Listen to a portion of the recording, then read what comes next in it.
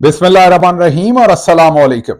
30 नवंबर और पाकिस्तान में हफ्ते की सुबह। आज अभी तक की अहम खबरें और मेरा तज्जिया। सबसे पहली खबर आपके सामने वाशिंगटन डीसी से रखते हैं, जहां पर कल 29 नवंबर जुमे के दिन जुमे की नमाज के बाद वाशिंगटन डीसी और इसके गिरदोनवा में रहने वाले पाकिस्तानी इकट्ठे हुए। सख्त सर्दी थी, यकीन कीजिए कि वहां पर 5 मिनट खड़ा होना भी मुश्किल था, लेकिन ये तमाम लोग घंटे से ज्यादा उस जगह पर खड़े रहे, गायबाना नमाज जनाजा अदा की। तमाम जो शोहदा थे, आपको पता है डी चौक में जो कत्ले आम हुआ, और वहां के शोहदा के लिए गायबाना नमाज जनाजा अदा की, उनके लिए दुआ की, फातिहा पढ़ी। और पाकिस्तान के अंदर जो इस वक्त के हालात हैं उनके ऊपर भी तमाम ने मिलकर दुआ की। इमरान खान साहब की सेफ्टी के बारे में वहां सब लोग परेशान थे, उसके लिए भी सबने दुआ की। और आपको याद ये करवाना है कि आप दुनिया में जहां भी रहते हैं, मैंने आपसे पहले भी इल्तमास की थी कि आपने जो शोहदा हैं उनके गायबाना नमाज जनाजा पढ़ने हैं। और उसके साथ साथ आज 30 नवंबर को हफ्ते के दिन हम एक एहतजाज करने जा रहे हैं डिट्रॉइट में। मिशिगन स्टेट है और डिट्रॉइट शहर है, वहां पर एक एहतजाज करने जा रहे हैं। मैं भी उसमें शामिल हूंगा। अगर आप डिट्रॉइट या उसके गिरदोनवा में हैं और या आप डिट्रॉइट पहुंच सकते हैं, तो दोपहर 12 बजे ये एहतजाज होगा। जरूर तशरीफ लाइएगा और मेरे से भी आपकी मुलाकात होगी और मिलकर हम ये जो फस्तायत है इसके खिलाफ आवाज उठाएंगे। इसके साथ साथ मैंने कल खैबर पख्तूनख्वा के जो चीफ मिनिस्टर हैं अली अमीन गंडापुर साहब, उनसे ये गुजारिश की है, जो हमारी पॉलिटिकल कमेटी है उसके अंदर, कि जितने भी डी चौक के शोहदा हैं वो शोहदा जमहूरियत हैं। जिस तरीके से जब अफवाज के सिपाही या अफसरान लड़ते हैं और लड़ते हुए या वो फ्रंट लाइन के ऊपर जामे शहादत नोश करते हैं और उन्हें निशान हैदर या दूसरे तमगे और अवार्ड्स, जुरत के, बहादुरी के, वफादारी के अवार्ड किए जाते हैं, तो ये जो हमारे शोहदा हैं जिन्होंने जमहूरियत के लिए, जिन्होंने ना कोई तनख्वाह लेनी है, ना मुराद है, ना कोई प्लॉट है, कुछ भी नहीं है, ना आगे करियर है, ये सिर्फ और सिर्फ खालिस्तन एक नजरिए के ऊपर, इमरान खान के साथ मोहब्बत के ऊपर, अपनी और अपने आने वाली नस्लों के बेहतर फ्यूचर के लिए, पूरे पाकिस्तान के लिए निकल के आए थे। तो इनका हक बनता है कि इनको भी अवार्ड्स दिए जा सके। ये भी पाकिस्तान के उतने ही बेटे हैं जैसे हमारे दूसरे तमाम बेटे हैं, और हम उनको भी ओन करते हैं।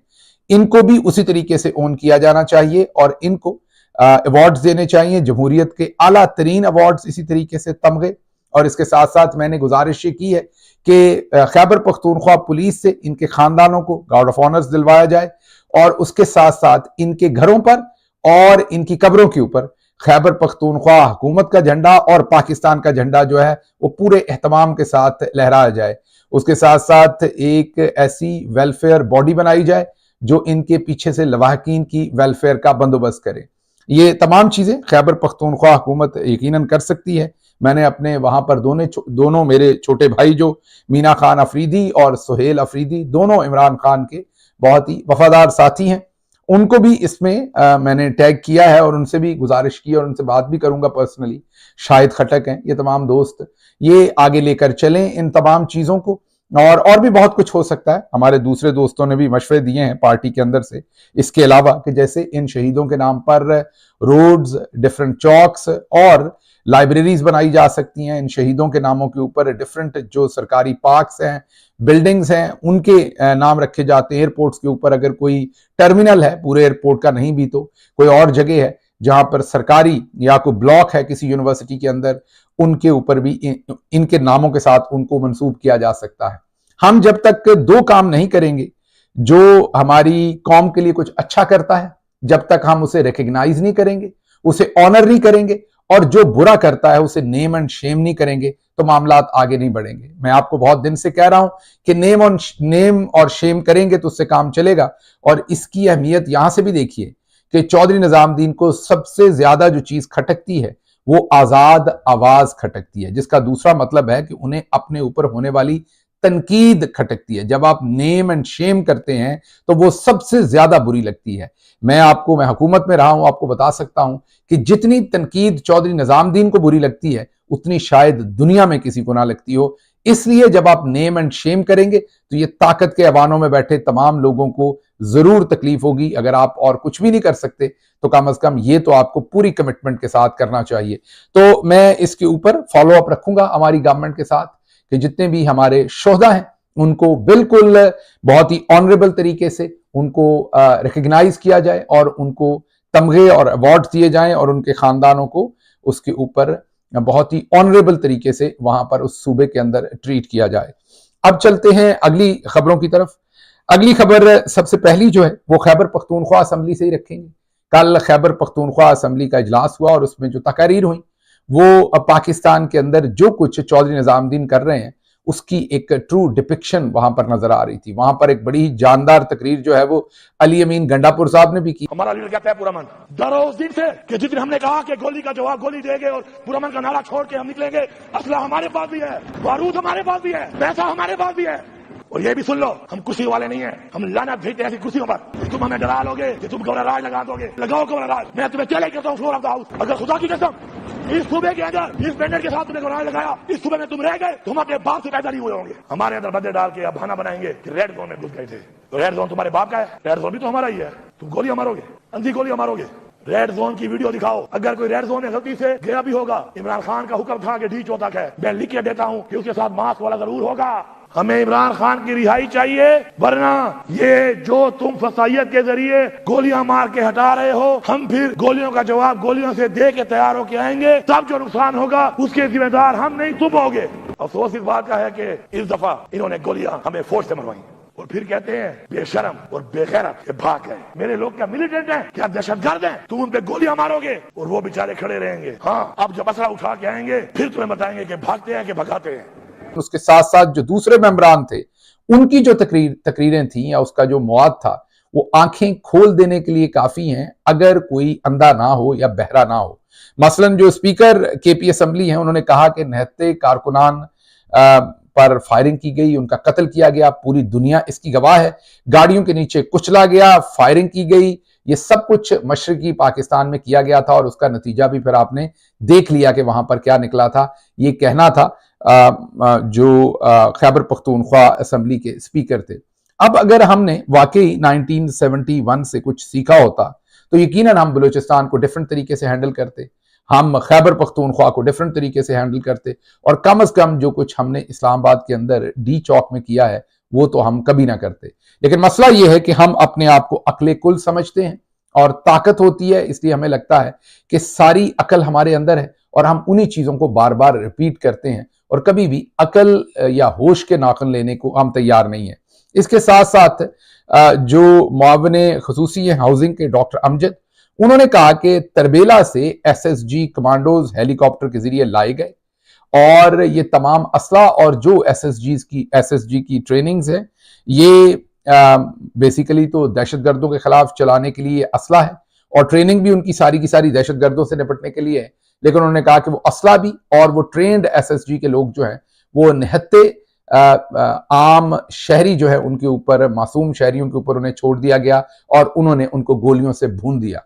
उसके साथ साथ तकरीर करते हुए एक और भी वहां जुमला कहा गया और वो जुमला आप सुनिए क्योंकि वो जुमला जो है उसकी काट बहुत ही गहरी है। दिल नहीं कर रहा उसको रिपीट करने का, अभी भी इस सब कुछ के बावजूद रिपीट करने को दिल नहीं कर रहा, इसलिए आपको सुनवा देता हूं, ये जरा सुन लीजिए। मजा तो जंग का तब आता है जब बंदूक का मुकाबला बंदूक से होता है। आपने सुन लिया, वो कह रहे हैं कि बंदूक का मुकाबला जब बंदूक से हो तो मजा तभी आता है, बंदूक का मुकाबला जब निहत्ते से हो तो मजा नहीं आता। ये कहने को तो एक जुमला है, लेकिन इस जुमले के अंदर जितनी दर्द है, जितनी तकलीफ है, इस जुमले के अंदर जो पैगाम है, इस जुमले के अंदर जो मुस्तकबिल का पेशखैमा है, उसको आप अगर समझना चाहें, अगर आपको अल्लाह ने शऊर दिया हो तो आप समझ सकते हैं। लेकिन आप तो ये कहेंगे ये कहा है, हम इसकी भी जुबान बंद करते हैं, इसकी भी खोपड़ी के अंदर इतने कैलिबर की गोली उतरेगी तो ये भी उसके बाद बात नहीं करेगा। हम तो मेरा ख्याल है कि ये सोल्यूशन ढूंढेंगे। हमें समझ थोड़ी आएगी कि अगर मिनिस्टर्स एक कैबिनेट के आपको ये पैगाम दे रहे हैं तो आपको सोचना चाहिए कि आपने क्या किया है। बहरहाल और भी बहुत सारी बातें जो हैं वो कल खैबर पख्तूनख्वा असम्बली के अंदर हुई।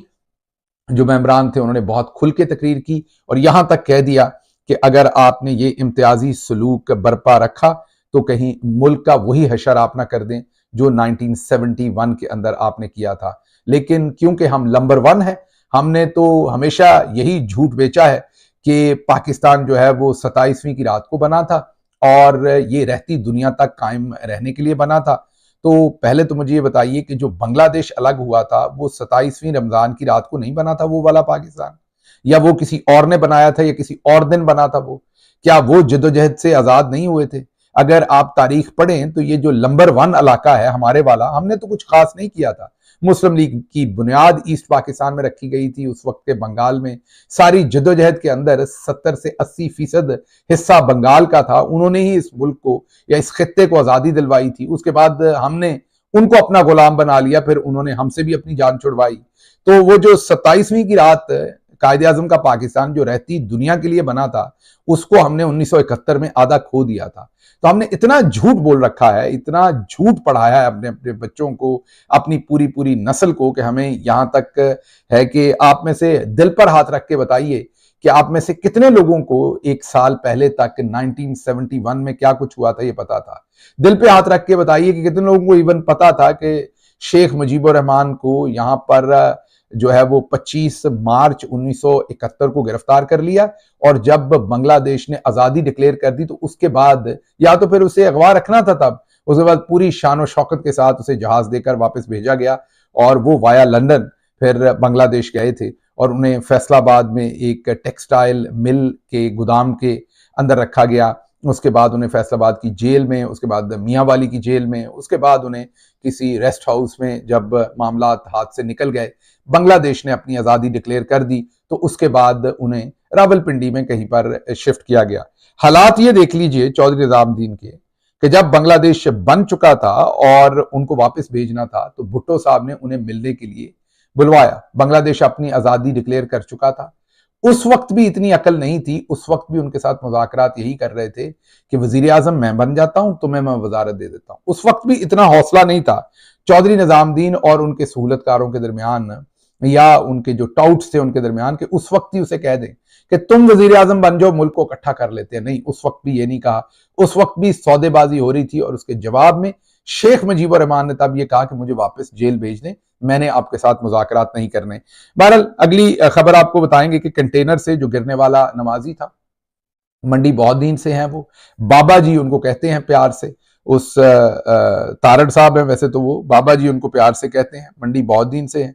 और उनके भाई आपको कुछ बता रहे हैं, उनको अब उनसे जबरदस्ती बयान लेने के लिए, वो एक तो जिंदा बच गए हैं, अल्लाह का शुक्र है, उनके बाजू फ्रैक्चर हो गए, माजूर हो गए, वो कंधे टूट गए हैं, बाजू टूट गए हैं उनके, और भी बहुत सारी चोटें लगी हैं।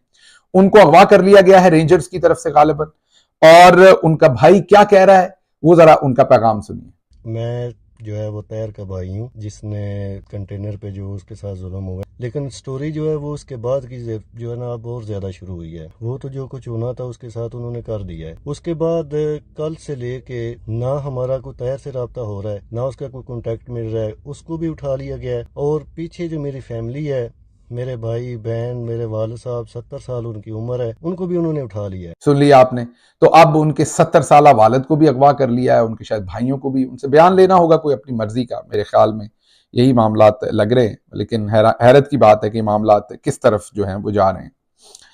अच्छा जी, अगली खबर जो आपके सामने रखनी है वो ये है कि पीटीआई का जो एहतजाज था और उसके अंदर जो मुजाहिरीन थे उनकी निशानदेही करनी है, रह गई है निशानदेही। मेन सरों के अंदर फलां फलां कैलिबर की गोलियां उतारना जो है वो बाकी रह गया है। तो अब शहबाज शरीफ साहब ने यह फैसला किया है कि एक टास्क फोर्स बनाई जाएगी। जी हाँ, उन्होंने टास्क फोर्स बनाने का काम दिया है कि जो रह गए हैं उनको हमने पॉइंट आउट भी करना है और उनको पॉइंट आउट करके उनको सख्त सजाएं दिलवानी है। ये जरा आपके सामने सिर्फ रावलपिंडी के हालात रख देता हूं आज के, और आपको अंदाजा हो कि वहां पर क्या हो रहा है। क्विकली बताऊंगा ये सारी कि कुल दर्ज एफआईआर जिला रावलपिंडी और अटक 29 एफआईआर हैं। इन 29 की 29 का जो डाटा है उसमें से 16 का ज्यादातर जो डाटा है वो मेरे पास पहुंचा है। शुक्रिया इसमें जनरल सेक्रेटरी आईएलएफ जिला रावलपिंडी का जो डटे हुए हैं, लगे हुए हैं इस काम के ऊपर। इसमें जिस्मानी रिमांड मिल रहे हैं धड़ाधड़, और ये कोई तकरीबन टोटल रावलपिंडी के अंदर जो गिरफ्तार शुदगान है, ये शायद इस लिस्ट में तो कुछ चंद कम होंगे। जैसे मैंने आपको कहा कि 29 FIRs हैं, यहाँ पर FIRs का जो हिसाब आपको दे रहे हैं वो तकरीबन कोई 16, 17, 18 FIRs हैं जिनका हिसाब आपको दे रहे हैं। तो ये 1500 के करीब कारकुनान हैं जिनको जकड़ रखा है, जिन पर तशद्दुद भी किया गया है और जिनके अब रिमांड्स दिए जा रहे हैं, जिनको जेलों के अंदर फेंका हुआ है। खबर ये मिली है कि ना उन्हें खाना दिया जा रहा है, ना उन्हें पानी दिया जा रहा है। आज जब वो अदालत आए रिमांड के लिए तो उन्होंने बताया कि 3 दिन के बाद उन्हें अदालत के अंदर पेश किया गया है, उनके रिमांड लिए गए हैं। अब इनके ऊपर, गरीब लोगों के ऊपर, कुछ को जान से मार दिया है और कुछ को अब जेलों में डालकर उनके ऊपर जिंदगी जो है वो तंग की जा रही है। बहरहाल ये सिनारियो है, लेकिन इसके आगे आपके सामने जो खबर रखनी है वो ये है कि टास्क फोर्स तो बनेगी। जो हमारे 24 नवंबर को एहतजाज के रोज गिरफ्तार हुए थे हमारे अकाबरीन, जैसा कि जैन कुरैशी साहब हैं मुल्तान से, आमिर डोगर साहब हैं, उनको आज अदालत ने बाइज्जत बरी कर दिया, डिस्चार्ज कर दिया। उनका रिमांड मांगा जा रहा था लेकिन अदालत ने उनको डिस्चार्ज कर दिया और वो ओहदे से जो है वो उनको डिस्चार्ज कर दिया। तो मतलब वो अब इस तमाम केस से निकल गए हैं, उनको रिहा कर दिया गया, पुलिस ने उनको रिहाई दे दी है। लेकिन ये मुझे समझ नहीं कि जो हमारे आम कारकुनान हैं 1500 जो रावलपिंडी से पकड़े हैं, इनका कसूर क्या है। अगर आप हमारे मरकजी अकाबरीन को, जो कि बहुत अच्छा किया आपने डिस्चार्ज कर दिया, तो ये आम जो गरीब कारकुन है इस बेचारे का क्या कसूर है? इसको आप क्यों इसकी क्यों रिमांड ले रहे हैं? इस पर दहशतगर्दी के पर्चे आप क्यों दे रहे हैं? अगली खबर है, मिशाल यूसुफजई साहबा को हटा दिया गया। वो मुआविन खुसूसी थी खैबर पख्तूनख्वा हुकूमत के अंदर। जो मीडिया रिपोर्ट कर रहा है वो ये कह रहा है कि उन्हें मुआविन खुसूसी के ओहदे से इसलिए हटाया गया कि गालिबन उन्होंने कोई इंटरव्यू दिया है जिसमें उन्होंने कुछ सख्त बातें कर दी हैं। बहरहाल इस खबर का हमें ज्यादा पता नहीं, फॉलो अप करेंगे, आपके सामने रखेंगे कि इसमें मामला है क्या। लेकिन फिलहाल खबर यह है कि उन्हें उनके ओहदे से हटाया गया है। अगली खबर जो है वो मतियुल्लाह जान साहब के बारे में है। उन्हें जुडिशल किया गया है, उनका रिमांड मांगा जा रहा था, उन्हें जुडिशल किया गया। इसी तरह से जो शाकिर अवान है वो भी बेचारे अभी तक फंसे हुए हैं, उनको भी अब जेलों के चक्कर हैं, अभी तक उनकी जमानत या डिस्चार्ज अभी तक वो नहीं हुए। मतियुल्लाह जान के बारे में एक अजीबो गरीब कहानी जो है वो सुना रहे हैं चौधरी निजामुद्दीन साहब। उनके गालिबन जो टर्म दे रहे हैं वो ऐसे ही है कि जैसे उनके कोई नाजेबा ताल्लुकात थे जब वो PMA काकूल में थे। वो किसी जमाने में भर्ती हुए थे PMA काकूल में, शायद 79 लॉन्ग कोर्स में थे, फिर बाद में उन्हें 80th लॉन्ग कोर्स में किया गया और ये मिलिट्री स्टैब्लिशमेंट की तरफ से सुनो न्यूज के ऊपर गलीज किस्म की मुहिम चलवाई गई जिसमें मतियुल्लाह जान का वो सारा एक खुद साख्ता एक चीज घड़ के असल में तो कोशिश की गई कि उनकी रिप्यूट को नुकसान पहुंचाया जाए। लेकिन मैं आपको बड़ा वाज़ेह बता दूं चौधरी साहब कि आजकल आप जिसको गाली देंगे लोग उसे सर पे बिठा लेंगे, जिसकी इज्जत आप कम करने की कोशिश करेंगे उसको लोग ज्यादा इज्जत देंगे। आप जिसके मुखालिफ होंगे वो लोगों के दिलों का राजा होगा, दिलों का हीरो होगा। उसकी वजह आपके अपने काम हैं जो आपने कर दिए हैं। तो आप ये जो गलीज उनके ऊपर इल्जाम क्या लगा रहे हैं कि जब वो काकूल में थे तो उनके कोई जिनसी ताल्लुकात थे किसी और लड़के के साथ, तो इसलिए उन्हें काकूल से निकाल दिया था। माशाल्लाह। तो फिर आप ऐसा कीजिए कि काकूल से जिस जिसको निकालते हैं तो वो बता दीजिए, और जिनको नहीं निकालते वो कितने बड़े बड़े मोमिन हैं उनका भी बता दीजिए। अगर एक मतियुल्लाह जान के ऊपर मामला ये आ गया है कि उनकी कैरेक्टर असैसिनेशन के लिए आपको टेलीविजन यूज करने पड़ रहे हैं, और हैरान हूं मैं उन गलीज सहाफियों से जो अपनी बरादरी मतलब अपने भाइयों का गोश्त खा रहे हैं और उन्हें शर्म नहीं आ रही। बहरहाल सुनो टीवी ने तो बहुत ही मायूस किया है, हालांकि वहां पर चोटी के जो जर्नलिस्ट हैं जैसा कि हबीब अकरम साहब हैं उस तरह के दोस्त काम करते हैं। लेकिन मैं हैरान हूं किस तरह का एडिटोरियल सिस्टम है वहां पर। इसमें जाहिर है हबीब अकरम साहब का कसूर तो नहीं होगा, वो तो अपनी मुलाजमत करते हैं, लेकिन कितनी गलाजत भरी होगी कि इस तरह की स्टोरीज भी वहां पर चौधरी निजामुद्दीन के कहने पर की जा रही हैं। मुझे बहरहाल यहां से इजाजत दीजिए। अल्लाह आपका हामी और नासिर हो। पाकिस्तान जिंदाबाद।